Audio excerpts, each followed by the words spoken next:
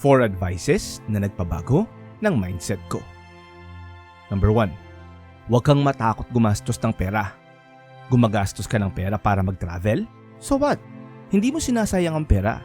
Bumibili ka ng memories. Number 2. Isa sa pinakamalaking pagkakamali ay ang paniniwalang ang love ay tungkol sa paghahanap ng tamang tao. Sa totoo lang, ang love ay tungkol sa pagiging tamang tao. Huwag mong hanapin ang taong gusto mong makasama habang buhay. Maging taong deserving na makasama habang buhay. At ang tamang tao para sa'yo ay kusa ng darating. Number 3. 90% ng buhay ay simpleng pagsulpot lang. Kung magpapakita ka, may chance na may mangyari. Hindi mo malalaman kung anong opportunities ang namimiss mo hanggat hindi mo ito sinusubukan.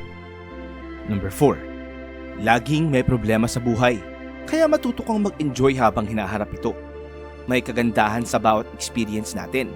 Nasa perception mo lang yan. Pwede kang umiyak sa bagyo o sumayaw sa ulan. Ikaw ang pipili.